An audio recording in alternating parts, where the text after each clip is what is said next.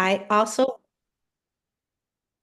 as you are saying that, this is completely my bad. I'm going to ask our backseat side driver, Lisa, if you find that one of our slides that has the survey from maybe from Monday's slide deck, if you don't mind popping that into the back of this deck. I can do that for us. Oh, I you have can do it. it. Thanks, Laura. Thanks. Got it. Okay. Yeah, Thanks, Great, Laura. great, great, don't great. worry. Okay, awesome, awesome. All right, welcome everyone. We are delighted to have you. Leanne, did you want to kick anything off or do you want us to just jump right in? You can just jump right in. Okay, great. So let me go ahead and share my screen. Right now, we are going to be talking about prompt engineering today, which we're very excited about. And to be here with all of you, we asked you if you don't mind introducing yourself in the chat. We are a nice, intimate group.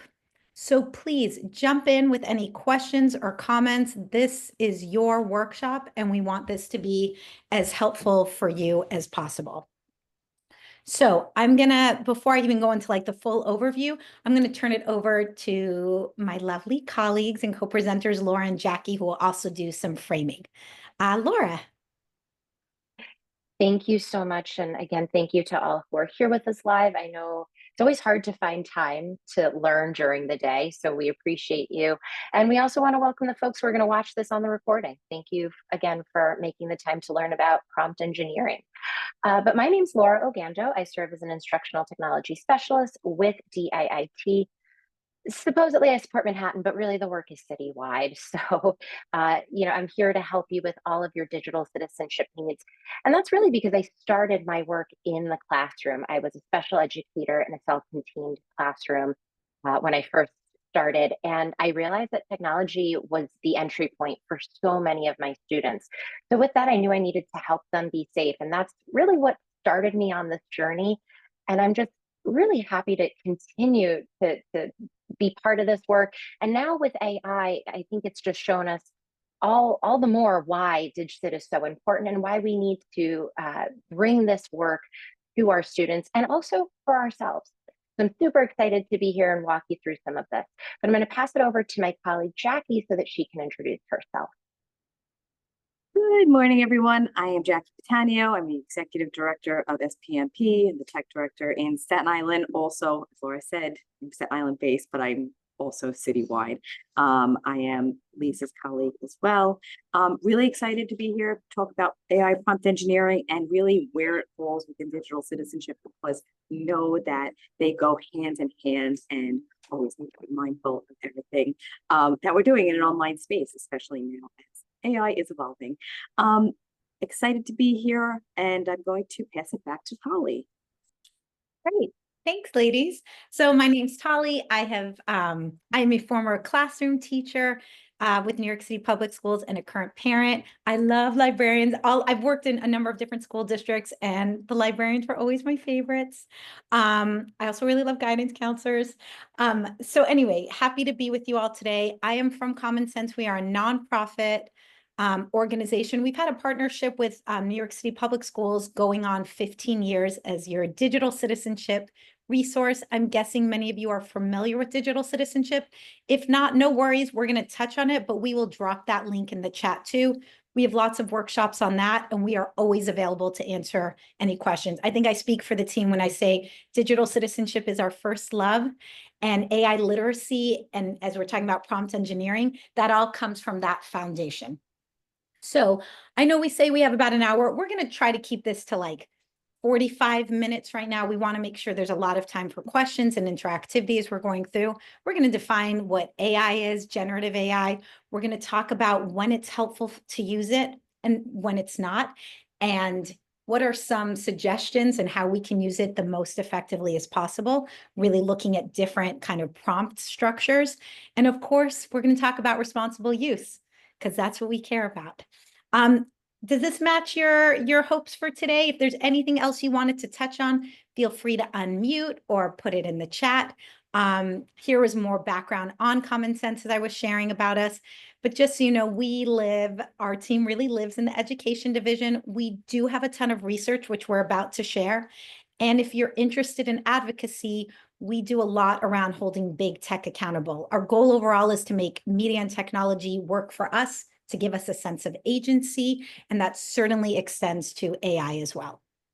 So to frame our conversation, we're going to talk about some of this latest research. We've done a number of different reports, really trying to go all in on understanding the AI landscape. So we have 5 reports that we've done over the past couple of years. So I'm just going to be pulling from some of those just to share some highlights. So this pretty slide, Laura, did you make this pretty slide or did this come from me? Because I really like it. I actually think this came from you. I can't take credit. I'm sorry. Yeah, I think it's very pretty. Anyway, so this is from our teens and young adult perspectives, but you can see the main way young people are using generative AI is really seeking information, getting help with homework.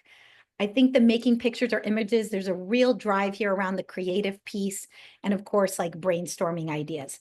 Feel free to share in the chat other ways that you're seeing your students using AI. And then we also asked young people about kind of how they thought about AI, their trust with it. And these were some of the things that they highlighted. You know, you can see about a third of them highlighted that they're not using it. They don't think it would be helpful to them. That was the largest group. Or they're concerned about real plagiarism issues, not knowing, again, how to use the tools. And then for me, this is one of my favorite areas to talk about, is concern about privacy and sharing information. I think sometimes there's this idea that young people don't care about privacy. I don't think that's true. I think maybe we have to talk about it in a different way, but privacy is really such a cornerstone to our democracy and our society. So all of this is to say, knowing these concerns, these are some of the things we want to address with AI literacy too. So as we're talking about thinking about our use of AI, just like when we're thinking about anything with the digital world, we're going to follow this framework that is kind of the foundation of Common Sense's approach to digital citizenship, which is these rings of responsibility, right? So what are the responsibilities we have to ourselves? And this is also thinking about the impacts of our actions. What about to our broader community, our friends and family, the school, and then ultimately to the world at large. And we're just doing a lot of front loading right now, everyone, just to get us all on the same page. And the last piece here is really thinking about what does it mean to be a digital citizen? And we really define that as someone who's using technology responsibly to learn, to create, to participate. And then my favorite area is our 5 core dispositions. All of our resources are trying to build or nurture these qualities in students. This is K to 12. That slowing down and reflecting, you know, everything in the digital world is like react, react, react. And it's like, just pause for a minute. Let's think about it. Let's look at facts and evidence. Let's think about all the different perspectives out there. Let's think about possible options, not just one, and then take some appropriate action. And all the more so, all the more so when we are thinking about AI, right, Laura? Like it's just like on steroids. So Absolutely. with that, Laura and Jackie, do we want to show the video here for what is AI? I think we actually, our next slides provide some good definitions. So I think we great. can I'm gonna turn it over to you, Laura. So I just wanted to highlight here, this is from our AI literacy toolkit or lesson collection, which we'll put in the chat. But these are 15 to 20-minute lessons designed to really take young people through a lot of the essentials. So with that, I'm going to turn it over to Laura. Thank you. Thank you. So we like to ground a lot of this work in definitions, and you'll notice that when you do any of the common sense lessons, there's usually a slide or two about some kind of key terms. So we thought we'd include this because there's been a lot of just kind of, you know, lumping everything into AI and just calling it all AI. But there are some differences. So we do want to kind of make sure that we explain the two, because AI in and of itself is kind of like the big overarching thing. And it's been in existence actually for almost like 50 years. In fact, a little over 50 years. So we're not talking about something that's new. But what AI does is it primarily focuses on analyzing data so that it can make predictions and automate tasks based on predefined rules and patterns. So, you know, when you think of things like Siri, when you think of things like, I don't want to say it too loud because I can feel like they're around me, but, you know, any of those kind of Google Home. We don't have one of those in the office. But any of those things, they work off of AI. They've been trained to do something very specific, and they can do it really well. And so it feels very much like intelligence. Now, what is new and what came onto the scene in about November of 2022 is generative AI. Now, what makes this so exciting is that it aims to create new content, such as text, images, music, videos. We're seeing it create all sorts of things because it's learned from existing data and the outputs that AI itself has already created. But the big distinction here is that it's new. So kind of the way I like to think of it is like, think about Netflix, right? Netflix is going to analyze and predict what you're going to watch. So when you go on Netflix, because you've watched it so many times, it's going to say, hey, girl, I think you want to watch this. I think you'd be interested in this documentary, right? What it's not going to do, and I think this is a really nice way of thinking about it, is Netflix is not going to say, hey, you watched all this stuff.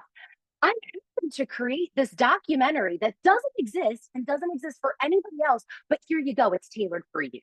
Okay, that is the very big difference. So, Netflix is going to suggest things because, it's using all of that intelligence that's built up, but it's not going to create anything. Something like an AI chatbot, like a co-pilot, that's going to create something completely brand new, doesn't currently exist. So hopefully that kind of explains some of the big differences.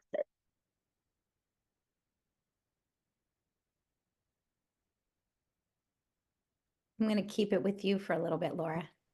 Sure. So multimodal, I feel like as a special educator, this was the world I lived in, like thinking about being able to provide content in multiple formats. So when you're thinking of multimodal, it's really a system that can understand things like text, images, audio, and video, right? It's not just one. So that's the beauty of a lot of these chatbots, is that it's able to understand a lot of the information you give it, regardless of the format you give it in. Now, we would be remiss if we didn't kind of call out that we actually do have some AI tools that you can use right now, okay? If you haven't heard of ERMA, Enterprise Request Management Application, we on the DIIT team like to, joke around. She's our crotchety Aunt Irma. She says no to everything. We know you're very excited to use AI tools, and yet you go and you check and it's not quite there. But doesn't mean that you can't use certain tools. So we just want to highlight some kind of, high leverage tools that are IRMA approved and that you can use right now. So first things first, Microsoft Copilot. This was turned on for all staff, and it is part of our enterprise tech. So if you've been using ChatGPT, Copilot is going to look and feel very similar. What's nice is that it is connected to your enterprise account. So if you've got emails, if you've got things in your OneDrive, it's going to be able to pull it. Now, it is not available for students. I see Tally asking. Right now, in fact, this slide and the next slide are just tools that we're going to be thinking about with educators. We do have a slide that shows some tools for students, but right now, what I'm showing you is just for educators. So that's Copilot. ChatGPT, there's some confusion around like, can I use, can I not? It's in the same category as YouTube, which means that it's whitelisted. All that is a fancy way of saying you need your administrator to fill out a web filtering request form if you want to grant access to your entire school.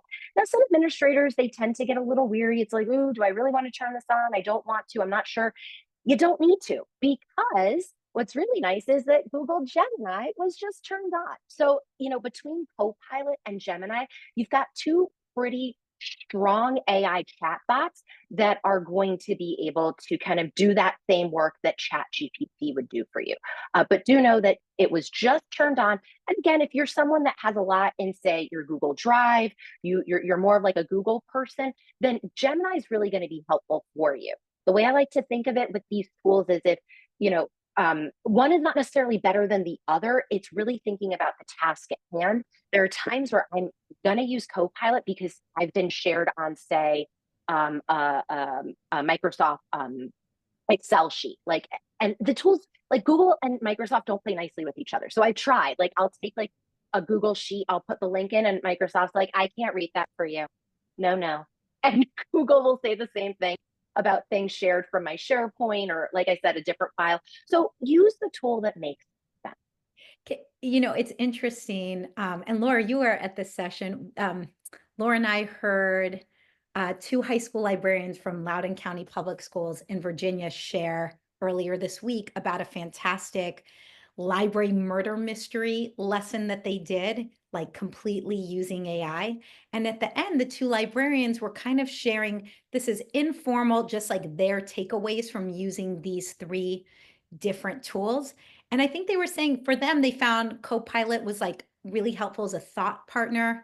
I think Gemini, they said, felt a little bit more philosophical, and ChatGPT felt the most like just talking to like a peer, like just felt the most. Yeah. Yeah. And it's funny that you bring that up because I remember when they said that, I literally thought like, that's not how I view those. So like, it Yeah. is still very like user like based, like, because I find honestly, in my opinion, Gemini has the more humanistic approach. Like I find that their responses feel more conversational. Not that ChatGPT and Copilot are not conversational, but these are those like little nuanced things that as you continue to play with all the tools, you'll figure it out for yourself and you'll preferences, because like I really think it's kind of like it's a personal thing too. I love that. And I wanted to write in the chat that also you're very deep, Laura. So I wouldn't be, that would match it. I will also just give a shout out to Lisa Nielsen, who is our fearless leader. And I don't think I'm overstating it, could have a love affair with any of these tools. So if you have any questions, I do have one. yes, she is someone who's helpful to talk to about it. If you ever want like a reality, like just somebody being like Debbie Downer about it, feel free to message me at any point. Um, and I think, oh, great. And I love, Kalman, that you're sharing Notebook LM. Yeah, another really helpful tool. And this is, by the way, this is great. Please keep sharing in the chat tools that you're using, especially helping students with learning differences, RELs, anyone. Like this is incredibly helpful. I also believe, Kalman, that the web filtering request form that is hyperlinked directly in the slides, and you have a copy of those slides. We'll drop that back in as well. And also, Tali, just to add, Notebook LM is part of the Gemini suite that was approved. So we also have access to that in an Perfect. approved way. Thanks, Lisa. Jackie, do you want to talk about any of these tools? Sure. So kind of like Laura said, and like you have your preference in which chatbot you want to use, Copilot, Gemini, ChatGPT. They're going to give you kind of that conversational piece, and you're doing more of like the actual brainstorming and words versus these tools right here, Adobe, Canva, and Padlet, doing a little bit more generating of images, which is also something that most of our adults and some of our students are doing, even though I know we said this isn't about students.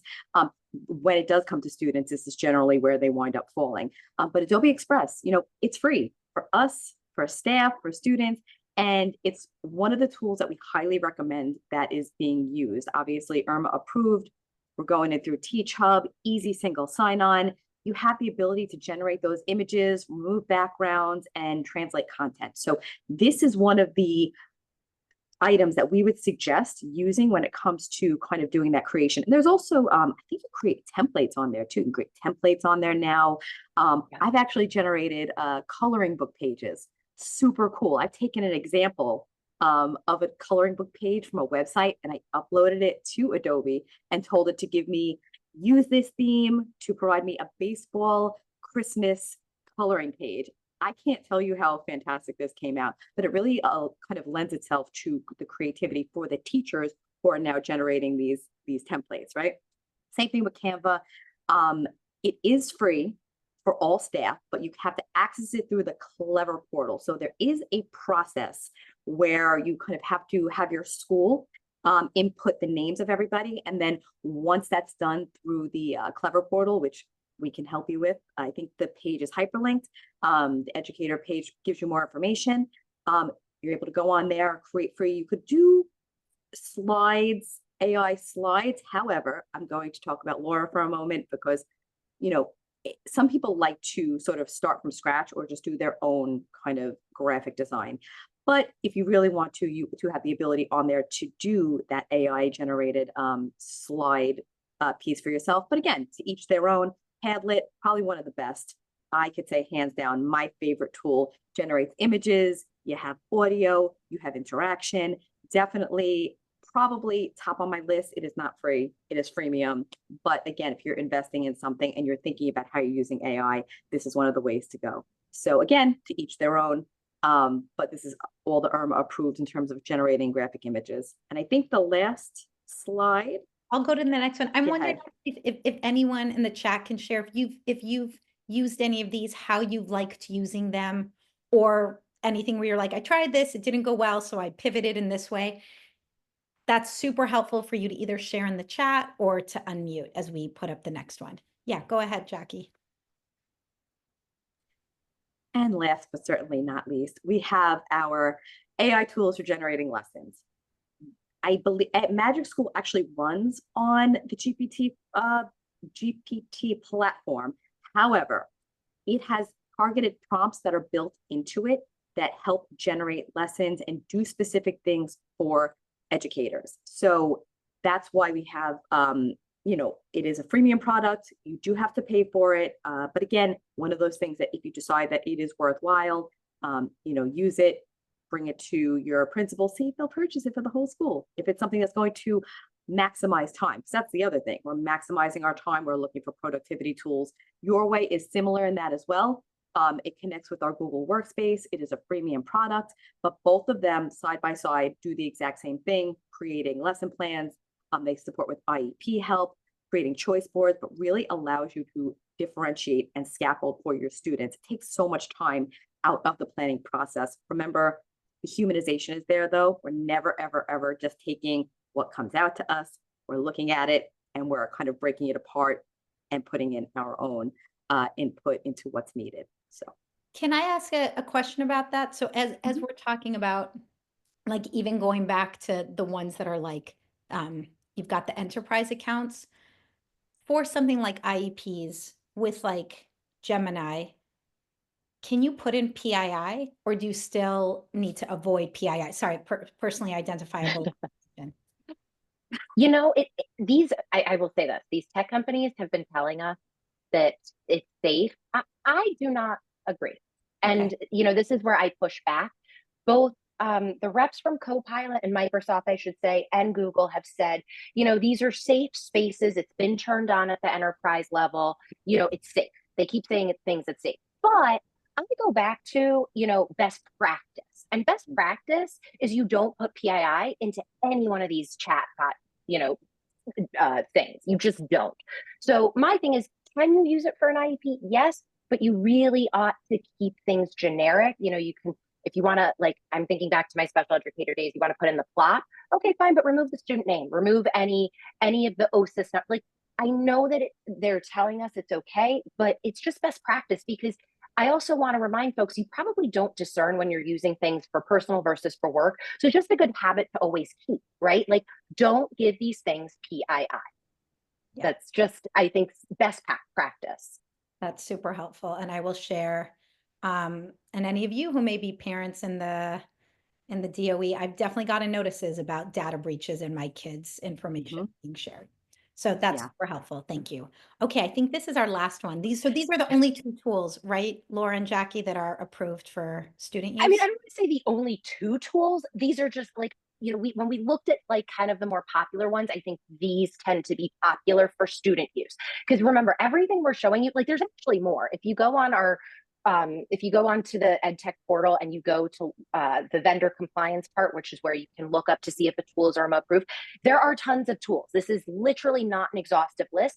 We just happen to know from connecting with the educators that we connect with regularly, this is what they're using kind of in their classroom and on the ground. So we thought we'd share it with you, but this is by no means the only two tools.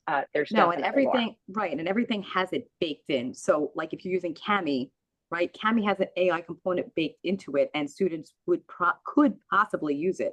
But like Laura said, these are just the main ones that we've seen folks using. So again, Adobe Express, they're using it mostly for their artworks, their templates, easily accessible on TeachHub, and Conmigo being that virtual tutor, right?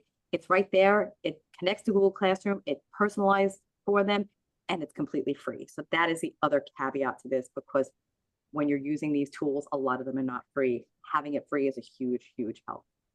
And so to me, it sounds like a rule of thumb is if there's a tool that you're excited to try, when in doubt, check it out. You can just look at that approved list, right, and see if it's there. Also, for those of you who are just starting to explore, I really want to underscore, we have shared a lot of different tools here. This is not saying try them all. It's like try one and see what you think of it. A lot of them do, as like Jackie was just highlighting in the previous slide, a lot of them do the same thing with like slight variations, and it just can be annoying to have to learn a new thing. Like if you find something that you like, you can try that, and whenever you're ready, if you want, you can try something else or not.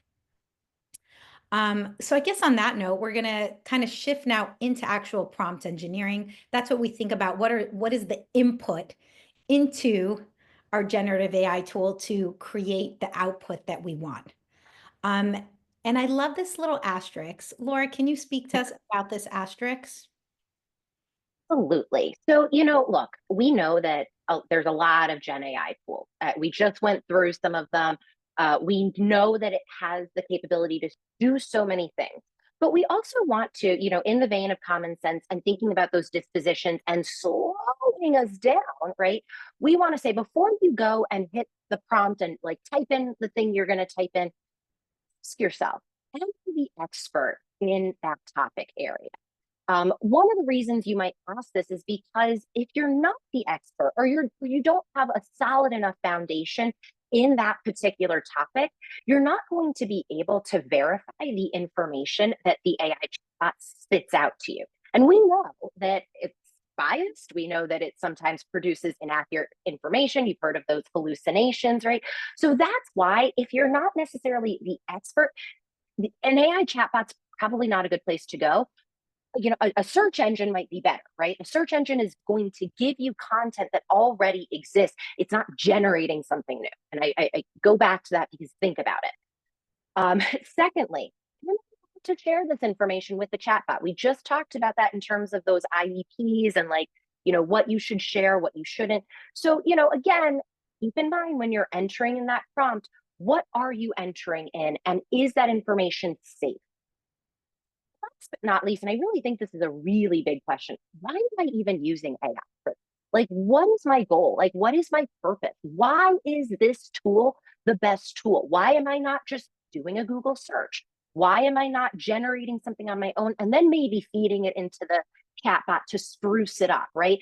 Really thinking about what is it that the AI is going to do for me and why am I doing it? It's as simple as like, hey, this is going to save me time. Instead of taking 30 minutes to draft this email is going to come to me in 2 minutes and I'm going to zhuzh it up with my own little verbiage and then send it off. And that is, 28 minutes of time that I have back on my. But again, think through why we would do this, because we shouldn't just be kind of like letting the tech dictate us. Remember, we are always in the driver's seat. On that note, I talked to a teacher recently who was generating like community builders for like classroom culture, school culture, and she was going to get a list from, whether it was Gemini or ChatGPT. And then she paused. She was like, I have several that I like. And she was like, I know that this is slowing me down, but like, I want to build community in my school as well. And so she met with her colleagues to share that list instead of going to a chatbot because that was part of the goal. And I just thought that was like such an interesting example of that. Again, you might not make that choice, but just interesting to think about what's my goal with this. Yeah, Jackie, what do you think about this one? I mean, this is, kind of the assisting list, right? This is like what we're using it for. Lesson planning and teaching resources, rubrics, checklists, emails, designs, data analysis. I'll be honest with you, though, data analysis is my recent fixation because we were, again, with Copilot, we have it where we're able to pull it in from our work sphere. So I was pulling in Excel data sheets to have it analyzed, something that I never really thought of in terms of how it could assist me, but it can. I had a colleague yesterday throw in some special ed data and got a graph instantly on kind of what the student progresses were. And it was just a really eye-opening way to kind of look at kind of how the AI is assisting. But again, generally, what I tend to see is the lesson planning, right, and the writing of the emails. If I don't there's, know if any, but oh, go I was ahead. going to say if there was anybody else who uses it, you know, for other kind of tasks that they you know, use daily to share. Yeah, this is great. Thanks, Lisa, for sharing that, adding nuance to emails.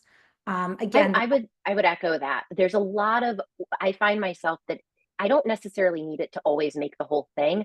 What I want is I like, here's my email, make it friendlier or make it a little bit more concise. Like, I feel like this is very wordy, you know, find a way to say this in a more concise way. That's where the AI helps me a lot. Because I mean, I don't want to toot my own horn, but I tend to think I'm a pretty decent writer. So what I am looking for the AI to do is just to complement my writing, to make it just a pinch better. I don't actually need it doing all of the writing for me.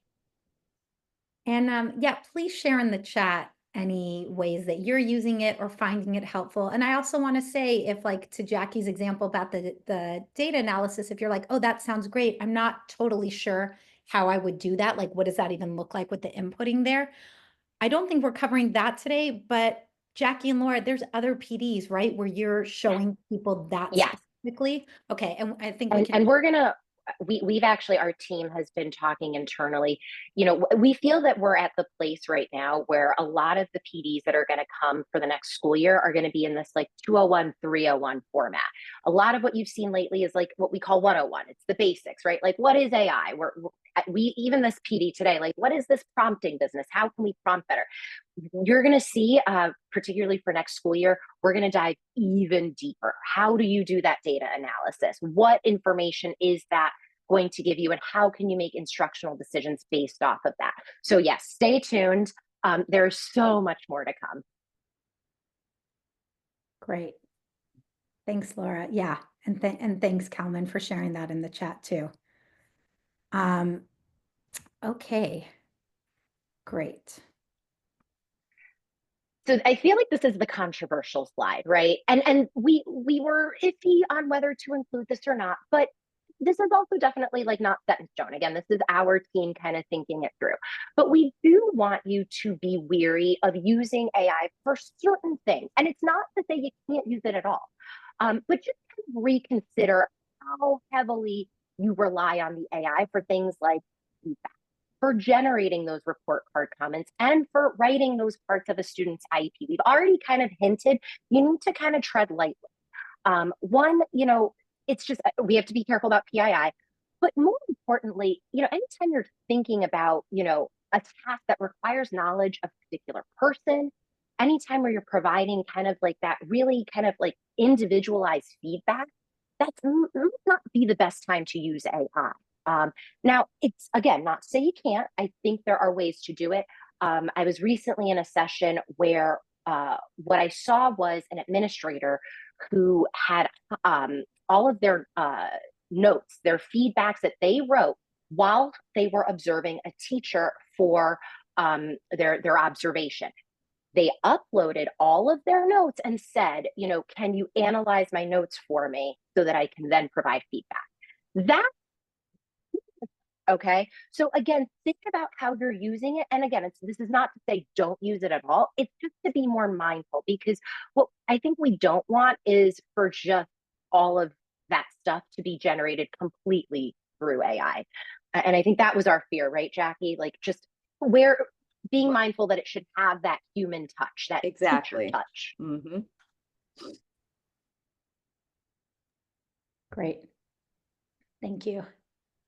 I mean, sorry, one other thought on that is, I mean, we know from like at the high school level, at the university level, like sometimes kids are being tagged for using AI for like when they haven't. But I will also say, I'm sure we've all been in situations where we've gotten something where we're like, this feels like AI, and that kind of hurts my feelings a little bit. So that's what I think about with this too, is that like, again, with that, like the feedback or the report cards, to Laura's point, doesn't mean you can't have it help, but think about that human element, because even if you're using the AI, it is a human who is reading it. Laura, I'm writing a hefty chat right now. Do you mind covering this one? Sure. So we just want to remind folks that what's behind these AI chatbots is these large language models, these LLMs. And basically, the way they work is they are predicting what comes next based on your prompt. So the magic to prompting isn't necessarily like unlocking like how the algorithm works. It's actually about being more precise with your prompt so that it can better predict what you want. We've been adamant, and this is not magic. It feels like magic, but it's actually just how algorithms work, right? Like this is how it works. So if you're doing it well, the algorithm is going to work better for you. And what are the things that I'll say, Laura, because they say like, what is it? Garbage in, garbage out, right? Yes. It's only as good. Whatever you put in is only going to be as good as what you get out, vice versa. And as we go into looking at these frameworks, and to your point too, Laura, and then Jackie with your cute little wand, the magic piece is that like this stuff takes time and work. So I will say, like, again, I think about Lisa's being so good at all the prompting. When she's writing those great prompts, it's not like done, it takes that time. So that's the other piece. And just, I think the more you do it, the easier it does get. But just a reminder, like, it doesn't always save time immediately because you have to be really thoughtful about it. Exactly. Yeah. Jackie, do you want to talk about these frameworks? Sure. So many frameworks, right? And they're all sort of similar.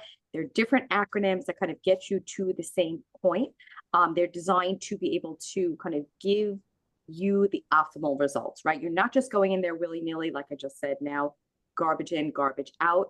You need to kind of have a strategy. And again, many different ones you'll see, but prompting takes practice. It's definitely something that you have to get better at. The more you learn, you're teaching the AI who you are, it's giving you the information based on what you need because it's learning your interactions. And this one is one that we're going to look at today, which is the CRE framework, context, role, and expectation. Context, who you are, right? I teach in New York City, in a New York City middle school that has the following demographics.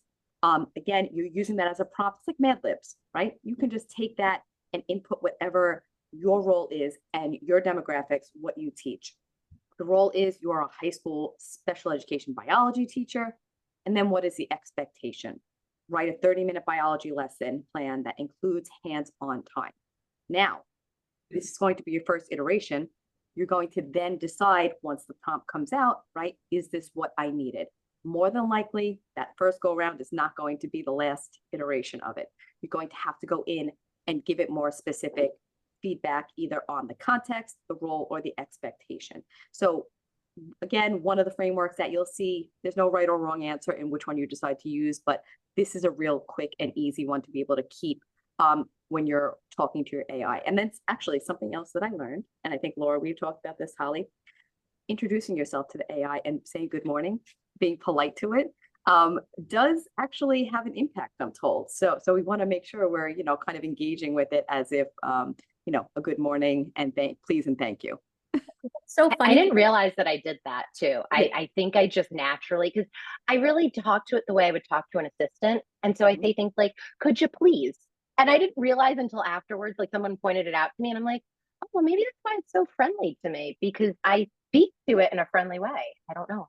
I've heard two things because part of me was thinking when you were saying like, don't put any PII in, even if it's supposedly safe, just out of good habits. And I was like, oh, that's the same way, like you should talk nicely to your AI out of good habits. But then someone else was saying just from like the energy, I mean, we're not talking about it, but this takes so much energy and water, but like that every time we are polite, that's adding to it. So we don't have to go on to, because we're doing this workshop, but I would be curious because I heard the opposite from that reason. But just as a side note, the CRE framework that you're seeing in front of you, we have as an additional resource. Common Sense does have an asynchronous, it's under an hour PD talking about prompt engineering, and this is what we use. Laura, I'm going to kick it over to you. Yes. So this is just another framework, RATS. Again, very similar role, audience, task or ask, and then supporting details. It's pretty self-explanatory, especially since we saw the other one. I'm actually, if you could go on to the next slide, because I don't want to belabor all of these frameworks. This is this is called parts, very similar if you think about like the rats. It's the letter shifted around with a P. But again, this is from Google, and it all is designed to get you to write a better prompt. Because if you've ever said like, oh, like the chatbot was awful, like it spit out an awful email. Well, wait a minute. Did you go through all of these things? So, keeping in mind that, again, that garbage in, garbage out, well, if you put gold into it, hey, you're going to get a really nice polished piece of gold back out. So with that, I think the next slide, we can start to kind of see some levels. Oh, wait, no, it's the slide after. We'll see some levels of prompting. We can go back. I'm sorry. I don't want to like shortchange us. A couple of things to know. And we keep saying this, but remember, you will always vet the responses. Just because the chatbot spits it out doesn't mean you say, okay, copy paste done. In fact, I can tell you, I don't think I've ever done copy paste done. I've always said like, okay, let me just switch up this word. Like, ooh, I don't like the way it's signed that email. I don't talk like that. It's little things like that. So always remember, you get the final say. Most of these chatbots are gonna get to know you. So we've explained how you need to tell it your role. You're actually not going to need to do that every single time. The more you use it, the more it's going to know, oh yeah, you're that middle school teacher. You teach 7th grade biology. I know, girl, I got you. Don't worry. I will tell you in my role, I take on the role of a lot of different folks because I'm putting PD together for, say, my parent coordinators, or superintendents, or administrators, or librarians and teachers. So I will sometimes tell it to play a certain part, but generally speaking, you're not going to need to do this every single time. You're also going to notice that for more complex tasks, you actually are going to need multiple prompts. We're going to show you that in a little bit. You can upload your files to it. And then do keep in mind, I think this is like the part that feels counterintuitive, that oftentimes the best prompts are actually lengthy. You will find yourself giving it a whole ton of information so that it can then provide you with the best possible answer. And I see, Michael, you're saying, is this in a doc anywhere? Oh, just wait, my friend, you're going to see, because it is. So let's look at some prompts. This is going to be fun. So Tali, if you just hit the next button, this is one of those that builds. So just, there we go. So here's a prompt. Write a 7th grade lesson plan about the American Revolution. So this is good. We got 2 things here. Okay, we have the audience and we have the app. We have 7th grade and we have the American Revolution. That's what I need a lesson plan of. Pretty decent. But let's take that up a notch. So now we have write a 7th grade lesson plan about the American Revolution for students in the ICT class. So okay, we're getting a little bit better. If you hit the next one, Tali, you'll see like this is okay. We've got audience ask and we've got an additional detail. Okay, but let's really ramp it up. So now, and notice how the prompts are getting lengthier, right? Now it's write a 7th grade lesson plan for a librarian about the American Revolution for students in an ICT classroom that uses the Empire State Information Fluency Continuum. Include a hands-on activity and a self-assessment for students to complete as an exit ticket. This is absolutely the greatest. We've identified the role, we've included the audience and the ask, and we've got a ton of supporting details and some really specific outputs, right? Like I'm telling it, I want you to make this for me, and here are the things I want you to make. So as you're seeing, this is what makes good prompts. It's actually not being super concise. It's actually being wordy is the best. So it's maybe not a great analogy, but I think about it like hanging out with a friend and it's like a really good gossip session / like wanting advice, And so like, I got to give you the full picture and we're gonna get into it. Yeah, this is not like long story short. This is long story extra long. So this is where I think my friend in the chat asked about, is there a document? So there is, and I will drop that document that you are seeing linked into the chat. Tali, if you want to go ahead and open them up, I think that'll help folks see. But this is something that we created to show what an actual prompt might look like. So for this example, I was using RAS just because it's 4 parts instead of Google's 5, but honestly, not a big deal. So you'll see the first prompt that we entered in, which is, this is a generic lesson plan for an 8th grade English language arts lesson. I literally got this from Google Drive because, you know, we share Drive as an organization, and I just typed in ELA. So I pasted this in. You can actually see the original document.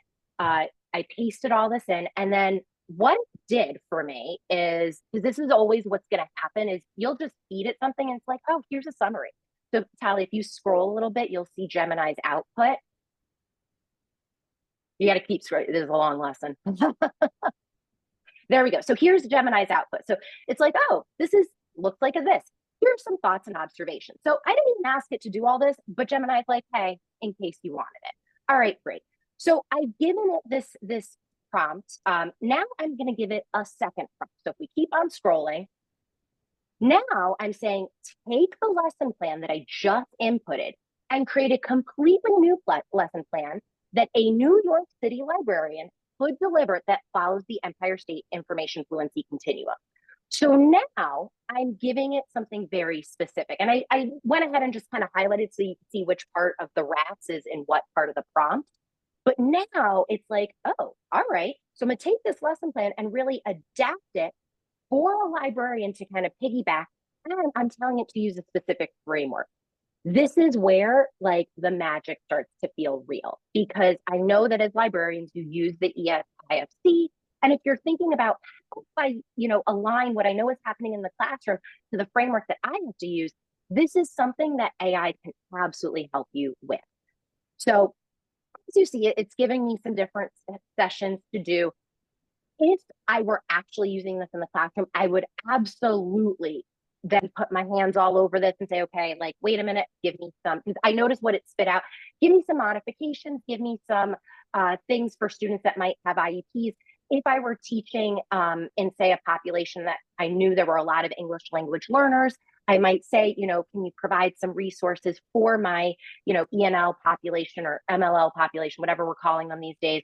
But as you can see, it's really spit out something quite solid. And from here, I might have a dialogue on like, just give me some more specific resources, give me some, additional activities, give me some more hands-on, give me an exit ticket, all of those type of things. But you can see the type of prompt it spit out because I gave it something really specific. And as Tally's still scrolling, this is like literally everything that Google spit out. It's Lansing, which is what you want. And again, the more you give it, that's what it's going to give back out to you. So hopefully librarians are now seeing, right? Like if you're wondering, like, how might I use this as a librarian in my role? This, I think, is a really nice way of like taking what you know is happening in your school building and bringing it to your media center. And I'm also just thinking, I'm looking at the, loving the crap test, but looking specifically at the fact versus opinion, this might be something where I'm like, okay, I would actually really like help with coming up with a list of statements about potentially contentious topics, and there I might give some context, like these are things that are like relevant to my students or of interest to my students. And then of course I would have to make sure that it was accurate and not, imagining or making up anything, but you could go deeper with any of this. Should anyone have any questions or comments on this? Okay. All right. Should I take us back to the slideshow? Yes, unless there's any questions. But again, you'll see that there's a lot of, like, this is just one example. There's a lot of creative ways to use AI to help it, to help you in your classroom and with what you're currently doing. This is just one example. But, I think it takes us out of the realm of just make a lesson plan, because I do think that like, that's very kind of like surface. Like, I think thinking back to when I was in the media center, this is the type of stuff that took me a lot of time. It's like knowing like, okay, the third graders are in a persuasive writing unit. How can I bring that work into the media center to complement? Because I don't want to do the exact same thing, but I want it to complement the work. This is where I would have loved to have had an AI chatbot assistant for that. Great. Thank you, Laura. And we started touching on some of these risks. Jackie, do you want to talk through some of these? Sure. So obviously, there are always risks with things that we are using. We do not want you to, be nervous or worried, but these are some real things that should be at the forefront. Misinformation, right? It could be used to create fake articles, videos, images that are going to convince you that they're real. Now, I don't know how many of you have older parents or relatives, but they will see things online and they're like, oh my God, did you see this video of so and so? I can't believe that they did that. I'm like, well, that's AI generated. And knowing how to discern what is fake and what is not. And definitely people could fall prey to that. Definitely be aware of it. Plagiarism and copyright issues, using things without permission or giving credit. When you put things into these large language models, it's going out into the world. So you have to make sure that you are using discretion on copyright issues. And again, as librarians, I know that is something that we focus on a lot. Bias, it might be trained on bias and incomplete information. I know that there have been issues with skin tone, right? And what comes up, Laura and I have done this entirely with images that are generated. Like when you're asking for a Latina, what might come up based on the prompt that you give it. And other harms, cyberbullying, privacy threats. We keep saying PII. We can't stress that enough. That is a real thing. And again, this is not to scare everyone. This is just the safety protocols and what I like to say, the guardrails that we have to be aware of when we are using any type of Gen AI. Can I add one thing, Jackie? Yeah. And actually, this could be the next slide, so apologies if it is. But although there's these risks, there's some really awesome ways to combat each of them, which we've touched on a little bit. But I shared this with a few of my colleagues. Something I did recently that I found really fun and cool is asking it if its response was biased, and then it identifies the bias in its response.